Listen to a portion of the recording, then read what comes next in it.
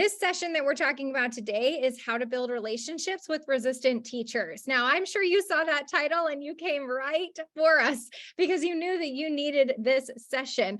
We all are going to run into the roadblock of resistant teachers. It is a part of the journey of coaching. And so what I am going to talk to you about today is just how to stay encouraged in the middle of this resistance that you are facing. Also, since this is going to be available for you on replay, it's going to become more relevant when you actually hit a teacher or a roadblock, a resistant teacher roadblock along your journey. So if you're a brand new coach and you haven't started coaching yet, you haven't experienced this yet. If you have been coaching and you have hit some roadblocks, you know what they feel like, but you know how much they physically and emotionally hurt along the way. And so you may need some encouragement. So go back to this video and know that it's going to give you some practical tools and tips along the way for your whole journey. Okay, so we're talking about it all. So today, as we're talking about the idea of how to build relationships with resistant teachers, my goal is to encourage you. It is to encourage you with this message right here. If you have to leave early, I'm giving you the message up front, okay? Friends, the impossible is actually possible. This is what I want to leave you with today as you are going through this session with me and thinking about the resistant teachers and the things that we face along our journey as coaches. I want you to know that the impossible really is possible. And it feels impossible for us to ever be able to build relationships with resistant teachers or break through with them. But because we know how to do this work well, and some of the things I'm going to show you are going to help you figure out how to go from impossible to possible. So I really want you to leave today with this encouragement of the impossible is actually possible. Okay, so that'll be our hashtag for today. So as we're talking about this, I'm wondering, are anybody out there a Star Wars fan? I mean, I have been a Star Wars fan since a very young girl. And I see some raised hands. Okay, good. That is so helpful. I love your energy. Okay, good. My Star Wars fans are out there. I know that Jennifer Burke Hansen is, and I see her in the comments.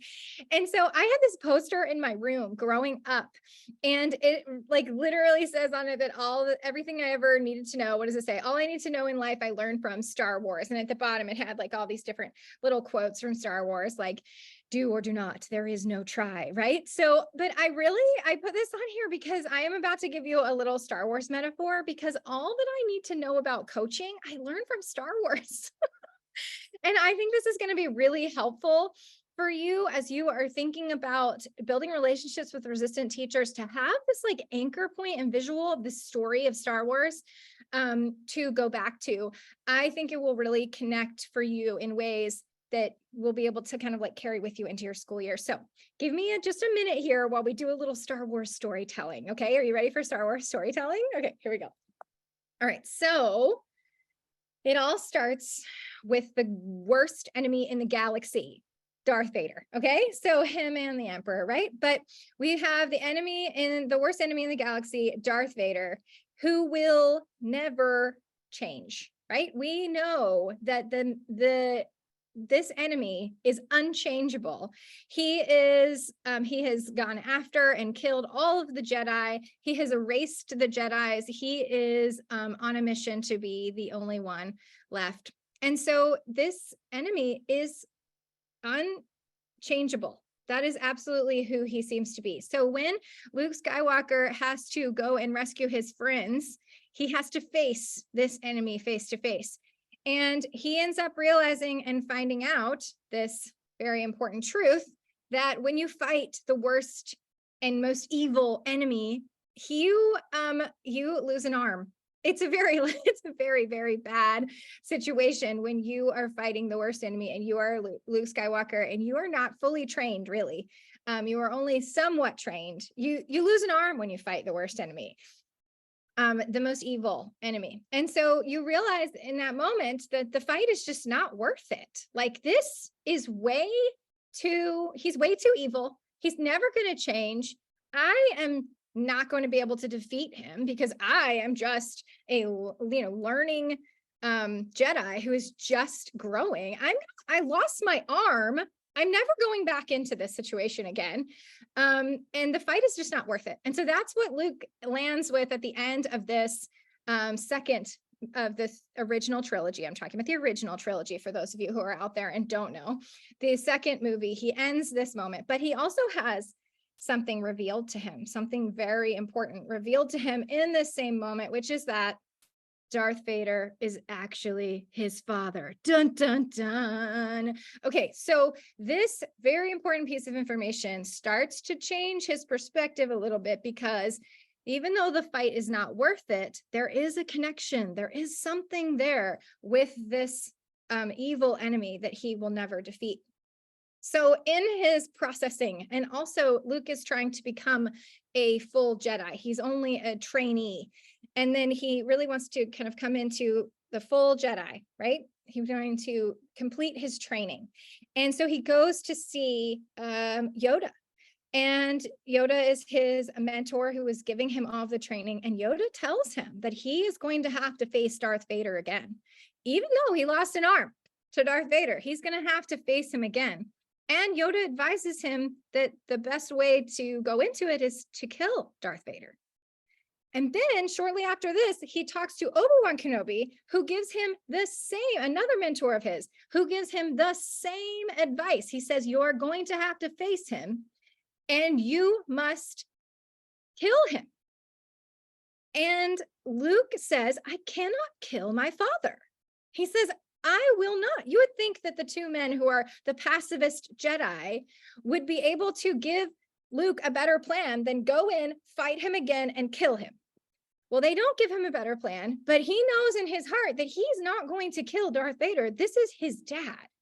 Okay, so he's not going to do this. And he has a moment, a very important moment of realizing and saying out loud, I know you guys are totally laughing at me. I love it. Keep your comments coming. This is so great. He has this moment in here where he says, and he says it to Obi-Wan, but he also says it to Leia when he talks to Leia, and he says, there is still good in him. He decides that there is still good in him. And he decides he's not going to fight him. He's not going to try and kill him. There is still good in him. What am I going to do? I have to face him. He has to face him to become his full Jedi self. He has to face him, but he knows that he can't fight and he knows that he can't kill him. So what is he going to do? He doesn't know what he's going to do. Okay. So in all of my skills, somebody said, okay, the truth is that I've watched this and like felt this deeply in my heart way too much. Okay. So Luke decides to go to Darth Vader and sacrifice himself in bring himself in, let him be taken captive in his handcuffs. And he passively steps back into trying to face Darth Vader. And he ends up in this one-on-one conversation with Darth Vader that is not a battle. It is a passive, he is going to sit back and listen. And he says to the most evil enemy in the world galaxy, the most evil enemy, he says to him, there is still good in you. You were once Anakin Skywalker, my father. There is still good in you. That's what he says to the most evil enemy in the galaxy. And he walks back into that. And he walks back into the relationship. There's a moment at the end of this scene, which I think this should inspire you to go back and watch Return of the Jedi. But there's a moment at the end of this scene where Luke is taken away and Darth Vader stands there by himself looking down at the lightsaber. You can't see this man's face. He has a mask on, but you can tell that his heart is absolutely changed in that moment by that statement, by the choice that Luke made to come back in and say to him, look, I'm not going to fight you. I refuse to fight you, but I believe there is still good in you, and I am going to turn you. That's what Luke does. Oh my gosh, y'all. Okay, there's more. All right, so then the moment comes through all the drama. The moment comes where Luke sees that it's true, and Darth Vader acts to show that there is still good in him, and he comes to take off Darth Vader's mask.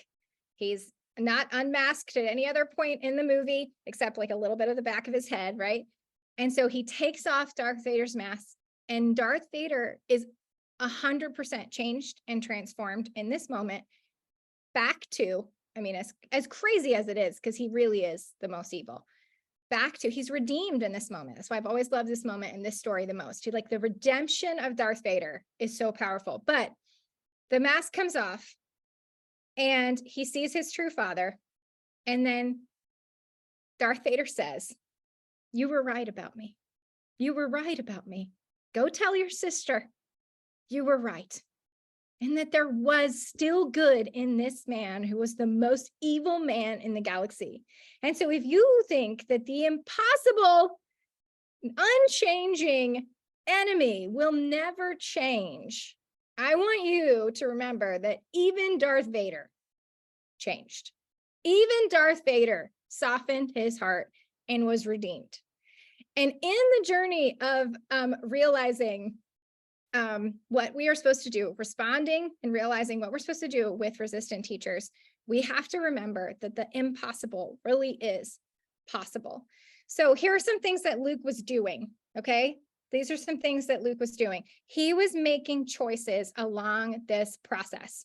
He was making a choice, first of all, to face Darth Vader at all. He could have chosen to run away. Okay, he may have chosen to just not fulfill his Jedi training, not get to the end of it, and just run. He was going to, so instead he chose, his choice was to face Darth Vader, to step back into relationship with the most evil enemy in the galaxy. He's crazy, but he did it. And then he chooses his approach, because he could have just faced Darth Vader, lightsaber in hand, and battled him, which he does battle him, lightsaber in hand. Don't worry, the lightsaber battle is there. But the approach matters, because he chooses not to go in to fight. He says, "I will not fight you." And he chooses not to fight. He chooses a passive approach. And that is when that choice really comes up for him, is here's how I'm going to go into this. Despite the advice he got a lot of advice, and pretty much everyone told him to either kill Darth Vader or run. He had to make a different choice. And then he chose to believe that there is still good in Darth Vader. There's still good in him. He made the choice to make, to believe that. And his belief is what changed it. So this may be the moment where you need a pen. If you haven't gotten a pen yet and you haven't written anything down, because it's just the story of Star Wars, this is the moment where we're going to write something down. The impossible is possible when you choose to believe in a teacher, friends. The resistant teachers are out there. They are hard to engage with. They are volatile sometimes. Sometimes they're passive, but they are worth believing in. And that's what you have to change in you, in who you are, in your belief in that person across from you, so that you can step back into relationship. If you are going to re-enter into a conversation with someone who has cut your hand off, then you're going to have to choose to believe that it's worth it. And honestly, as a new coach, as this happens, it's so emotional. It's so hard when you're faced with these teachers who are so outright, blatantly resistant, and you don't really know how you're supposed to handle this situation. And so much of the work we have to do is truly internal, in reflecting on our own beliefs for what we believe about the teacher who is in front of us. All right, so here's where the practical comes in. We're going to work through some we're going to work through 3 things that you're going to realize about resistant teachers, and 3 things that we're going to do to respond once we have that realization. So keep Star Wars in your mind, because it's not really going away, and hopefully it really, really sticks for you.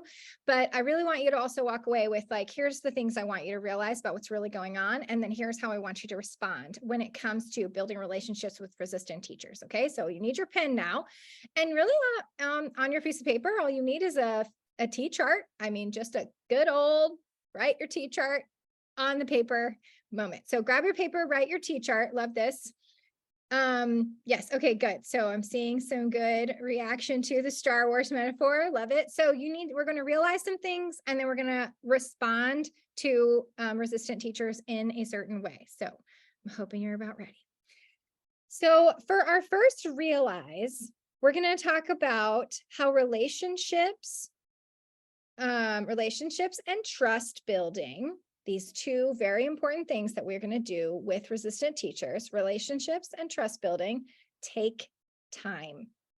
It is so important that we realize that relationships and trust building take time. With resistant teachers, it takes more time. A lot more time than it does with who I call the runner teachers, who are the ones who are more willing to work with you, more ready to get started. So there are some teachers that it's easier to build relationships with, but your resistant teachers are the ones who are going to require a long-term investment for you. This is a marathon, friends, not a sprint, and it will take you years to build relationships with resistant teachers.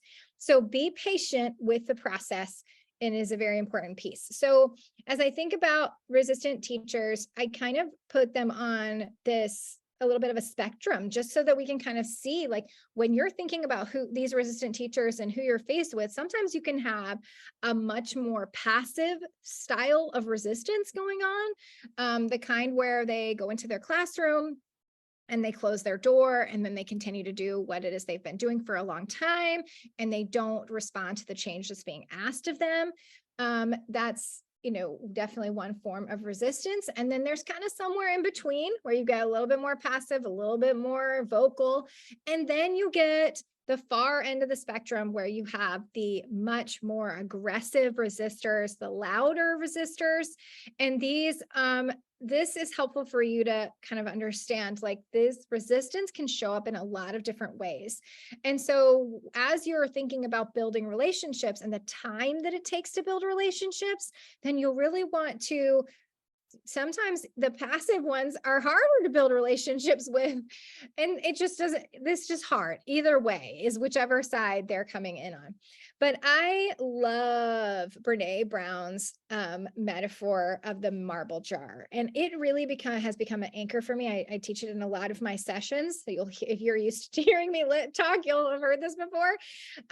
But this can be something that's a visual for you, a marble jar that you put on your desk to help you remember the importance of relationship building and what it takes to build relationships.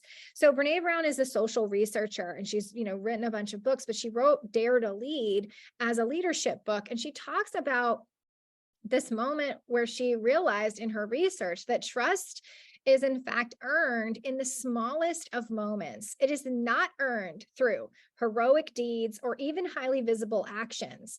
Okay, and I'm going to add to that, it's not earned by your position and role as an instructional coach. So just because you have the title instructional coach does not mean that it's going to earn you any trust right away. So we have, and she says, or even highly visible actions, but through paying attention, listening, and gestures of genuine care and connection. So when it comes to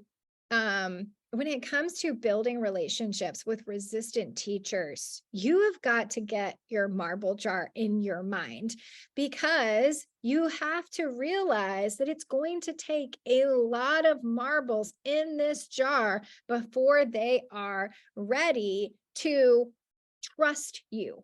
And if they trust you, then maybe we can start working together. But until the trust happens, this is a constant effort to drop marbles in the jar and truly make genuine, authentic connections with teachers, especially the ones who seem passive, resistant, or just a little bit hesitant.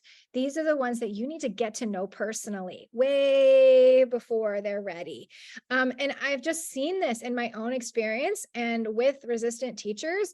Often resistance, I'm going to kind of go into where it comes from, but it's really coming from a place of fear. And so when I am able to connect with them personally, I'm able to help them see that, like, I'm not scary. I'm not going to hurt you, right? I want to come in and make a genuine connection with you for who you are and hear what you need. And once they start to see that in you, but it may take years, like I said, so be patient with the process. So this relationship road is a graphic that I made to kind of explain the process of relationship building and how it works.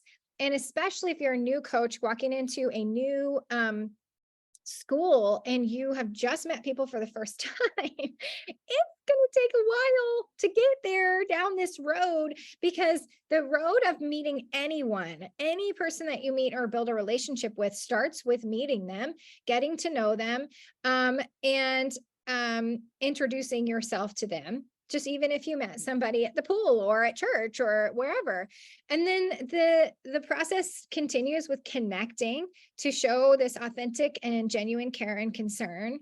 And that can take a while down this road before you can get up and around the loop where you are really becoming someone who has built trust, you're building a relationship with this person. And then finally, once you get up around the loop, then you can go into working with this person more on the level of like doing deep coaching. And so sometimes we feel very ineffective early on because we're like all the way down the road, we're doing like what they call like coaching light, like a very relational coaching. Like, let me see if I can help you get something. Let me see if I can get you this resource. You're feeling like you're not doing enough because you can't quite get over the hump with some teachers, but you will, if you invest in this relationship, you will be able to come around the corner to the trust section where you can start to do a deeper work with teachers, where you can open doors to instructional coaching through coaching cycles, where you can start impacting student learning, where you can do that deeper work with them. But it's a process to get to that place. And so don't be discouraged if you feel like you're kind of in the idea of relational coaching for a while, because relationships are so important that if you want to get to deep coaching, you have to start with relational connections and relational coaching first. So I really believe that that is a key. So as you're thinking about your resistant teachers, looking for places to connect with them, support them, give them resources, but also personally get to know them is very, very important in the process. Okay, so here's your first respond. So we did realize that it takes time to build relationships with teachers. And then respond is, here's what I want you to do to respond. I want you to keep making connections. So you have to start realizing that in re-entering into relationship with resistant teachers is the key. As hard as it is sometimes, connecting is the way. And when you are feeling like, I just can't talk to this person, she hates me, which everyone has that moment, you really can be the bigger person, be the one who is going to say hi, or ask how their weekend was, or how their break was, or how their granddaughter's doing, or how their dog is, so that you can show a genuine connection with them. Courtney Adams says, this is the way. I love that, because I haven't even gone anywhere near doing metaphors about the Mandalorian yet, but we can get there. I promise. Okay, so here's your two things. These should be on your T-chart. We've got realize that relationships and trust building take time. And we're going to respond by making connections with teachers, intentional connections. Keep trying to make them. Keep putting marbles in the jar. Don't allow yourself to run away and not build relationships with the teacher just because she is seeming resistant or doesn't seem to like you. Okay, you can come over that hump when you show her that you like her.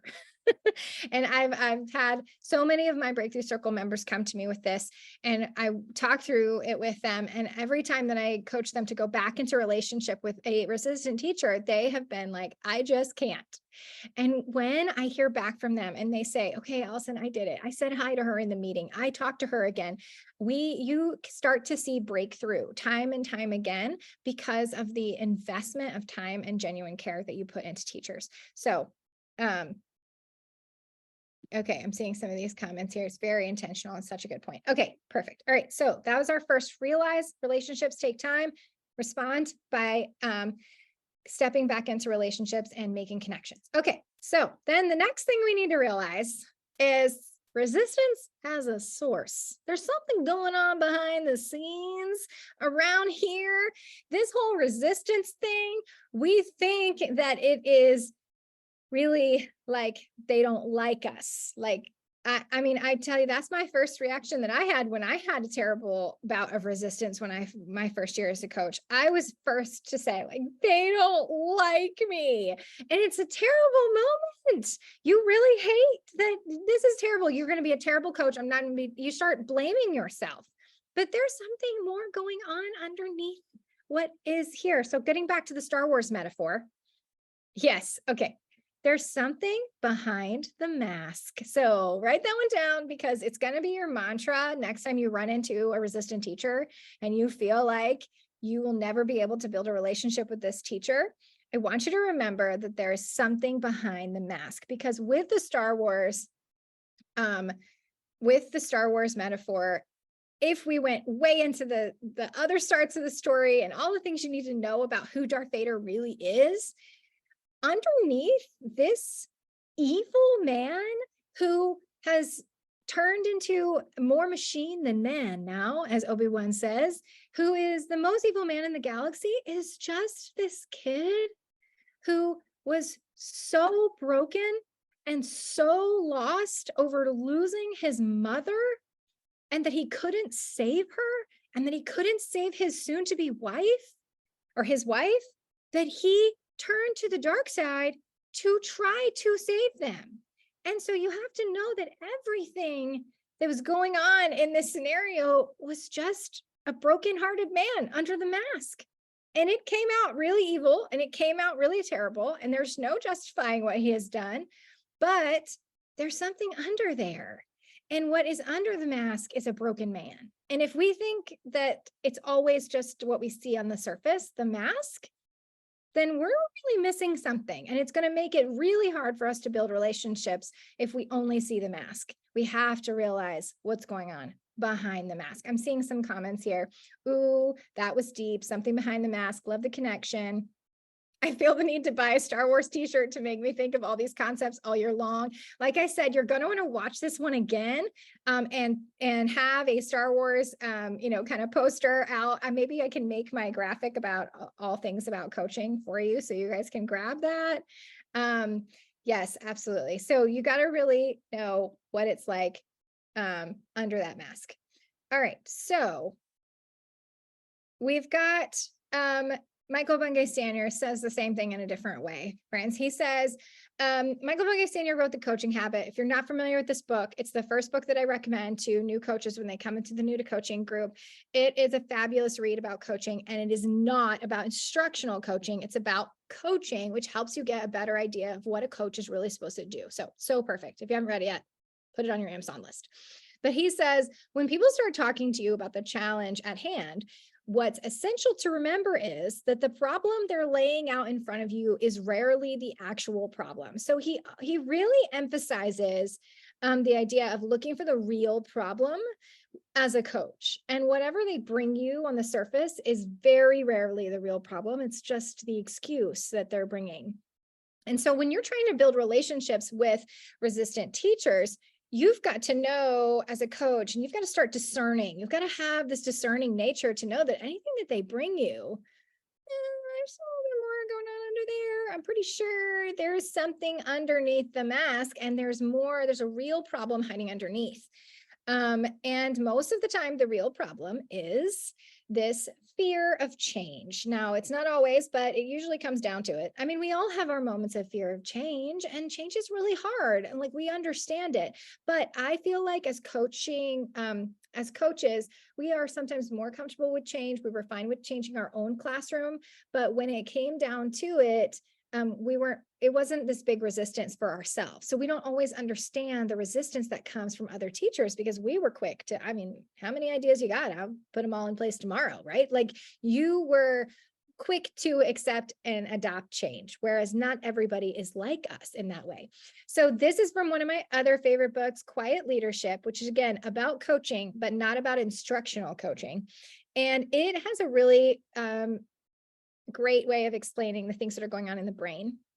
And he talks about, bear in mind that our brain is a finely tuned machine dedicated to protecting the status quo, and trying new ways of thinking or behaving can send alarm bells ringing, even bringing on the flight, fight, or freeze response, complete with an adrenaline rush.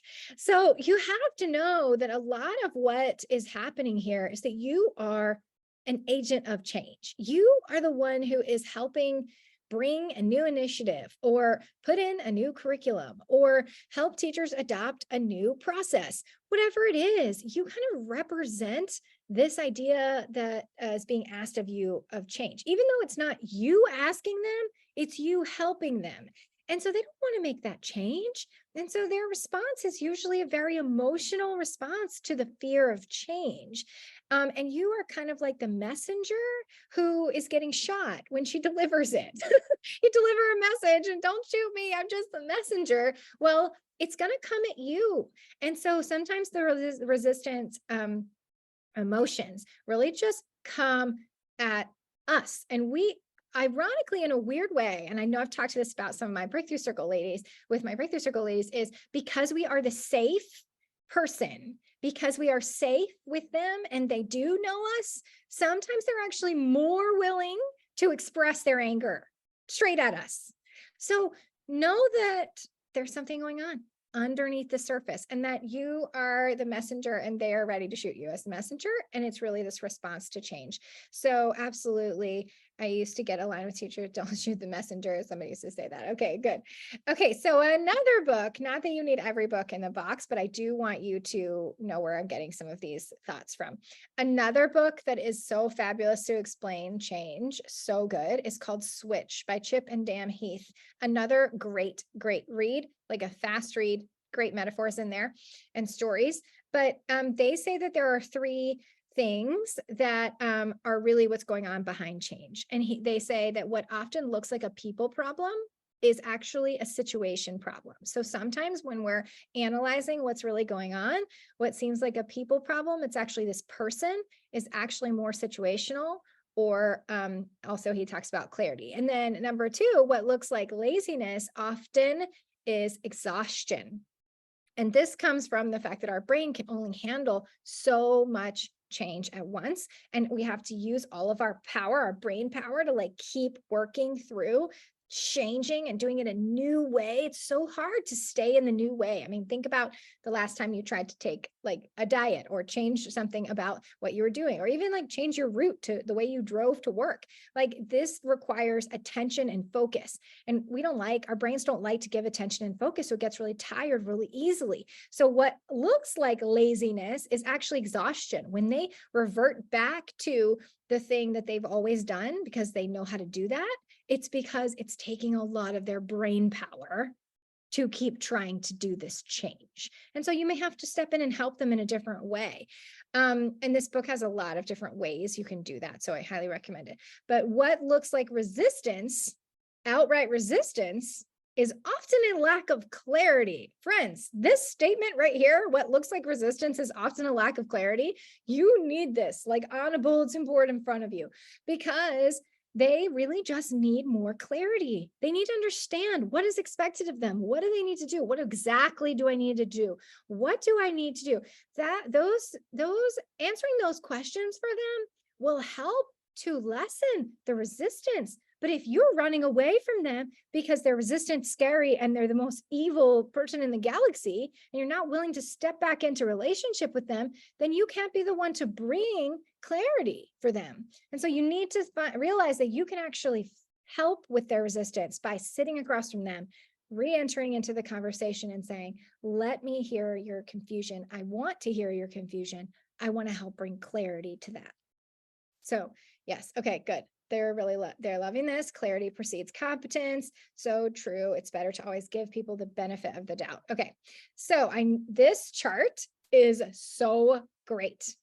So take a look at it. Okay. So when there's a gray box, which would be the thing that is missing in this implementation of something. And then look over here on the far right, the gray boxes is like, this is the response you're getting. So let's say from teachers, you're getting these responses. So let's say you're getting resistance. Let's say you're getting anxiety. Let's say you're getting passivity. Let's say you're getting frustration. Let's say you're getting false starts. Okay, look at all these things. Now we can back up and figure out where the thing is that's missing from the plan. I love this chart. So this gave me a lot of clarity when I was helping a group of teachers implement a curriculum adoption. And we were getting a lot of resistance, and they were asking for meetings, and then they wanted to explain why they didn't like the curriculum and why they didn't think that this would be a good fit.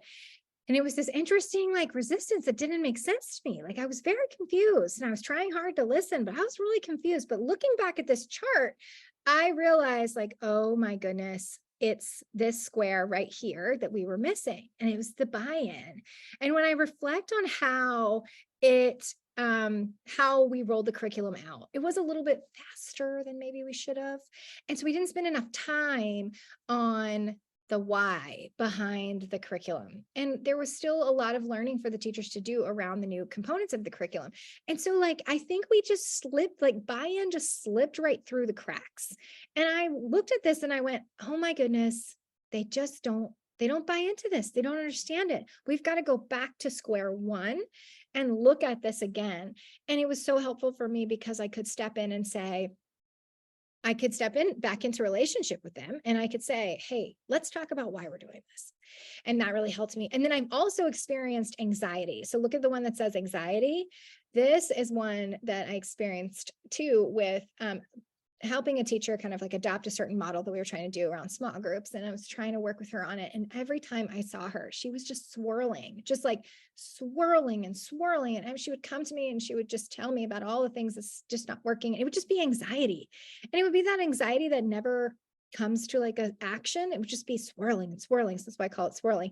So anyway, looking at this chart, when I see that the gap right there is the yellow skills box, that was exactly what it was. It was exactly skills. No wonder she was so anxious. She didn't know how to do it. So I finally did have that aha moment. And I had her and her partner teacher be pulled out for a full day. And we did the most basic things that they didn't know how to do, like make a binder for their student data. They'd never done that before. So we started making student data binders. Let me tell you what goes under this tab and this one. Let me print these out for you. Let's make it together. There was just a skill gap, and it really presented as an anxiety. So I know you guys are going to want this chart. Go to NewtoCoaching.info and put in your info, and I will send you my email with the link to the slides and the link to this right here. So it's NewtoCoaching.info, and that will get you the link to the article where this came from. So this chart is really, really helpful. And I think you will want to refer to it a lot throughout the year. So keep it handy, print it out, or come back to this session. All right. So here's how you're going to respond to the truth and the realization that there's something going on behind the scenes. You're going to circle back, and you're going to be willing to come back into relationship with a teacher, and you're going to look for the real problem.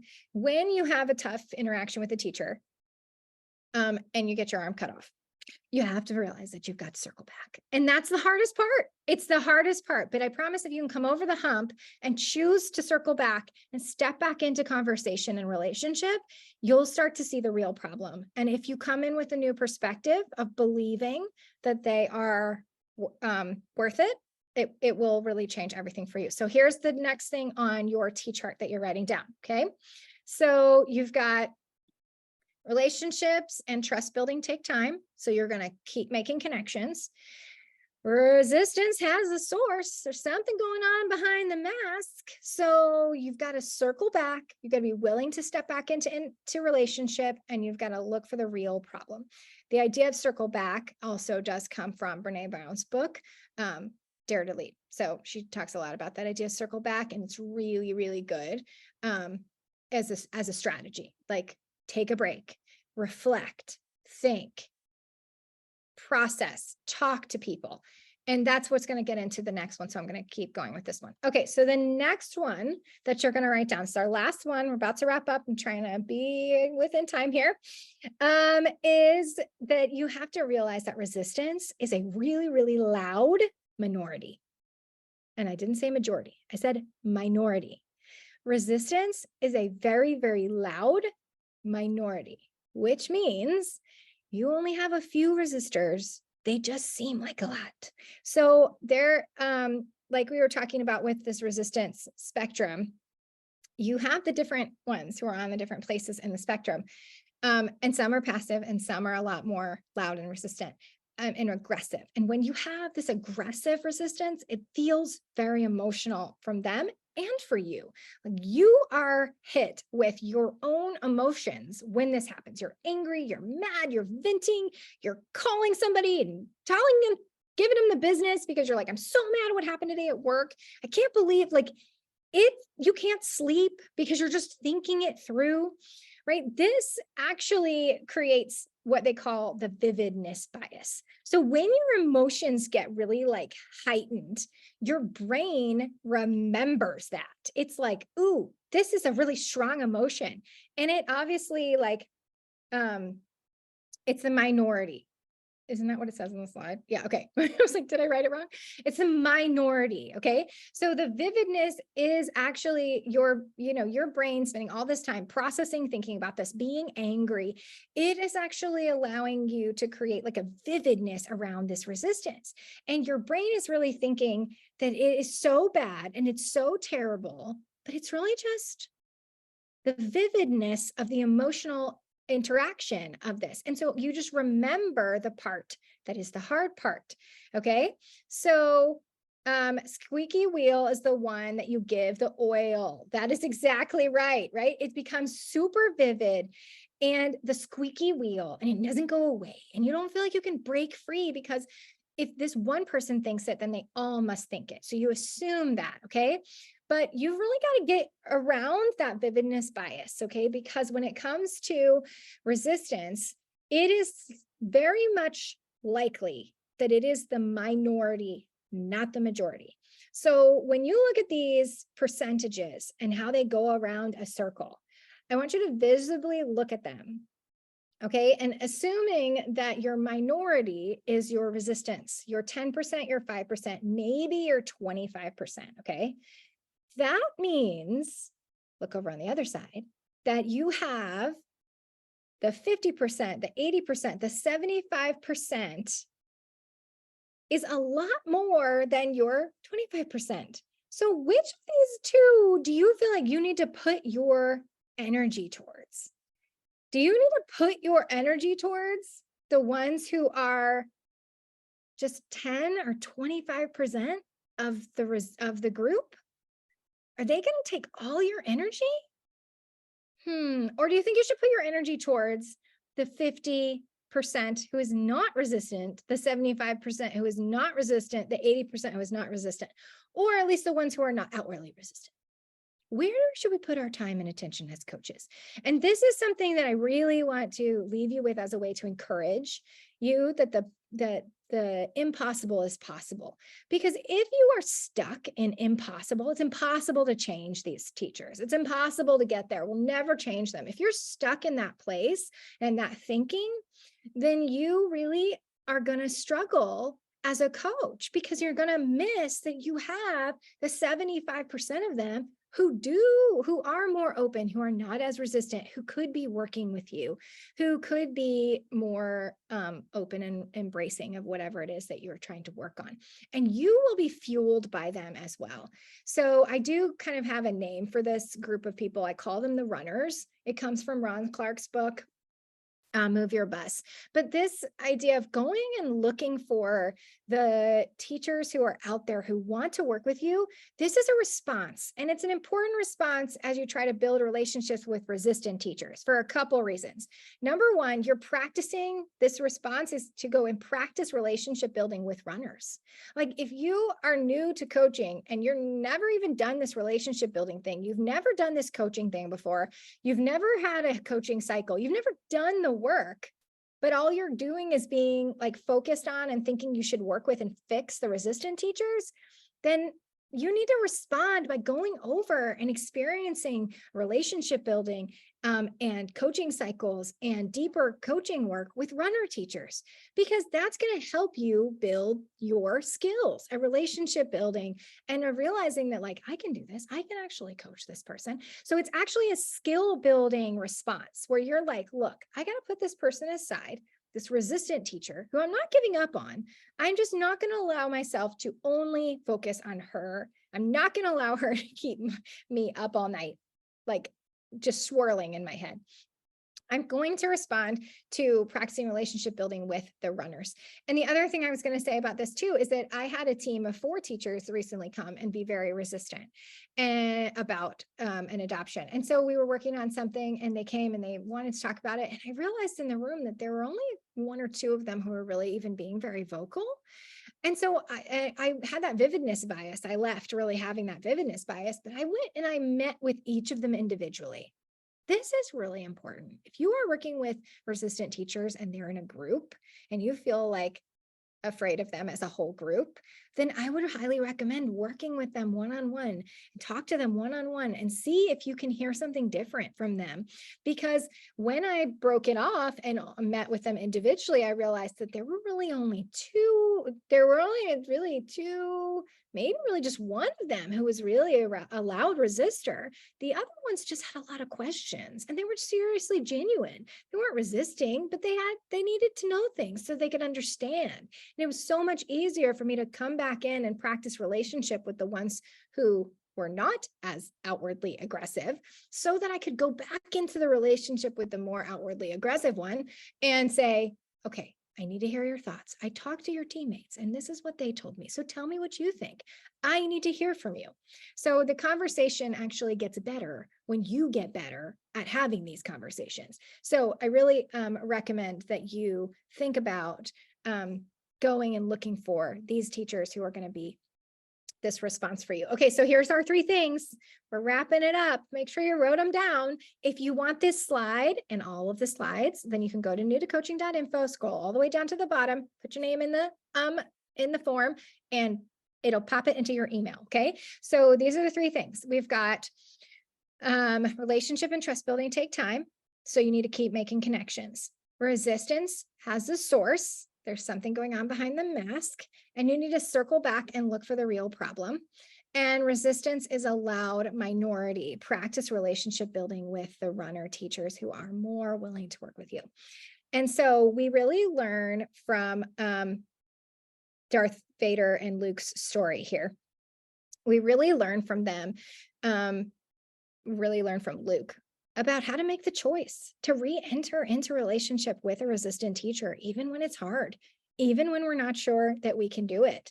But the willingness to believe in the teacher and believe that there's still good in you. He says there's still good in you. And that can be the way you break through. And I've seen it time and time again. It is hard when you're in it because of the emotional struggle. But if you can process, circle back, find the real problem, and step into relationship with these resistant teachers, you will start to break through, friends. And that is my encouragement to you, because guess what? The impossible is actually possible. It's actually possible. So I'm really hoping that you're leaving today with that encouragement that you can do this, you can keep stepping into relationship, and that the investment that you're going to make in the relationship is going to turn into a breakthrough. And you're going to finally see that the impossible is possible.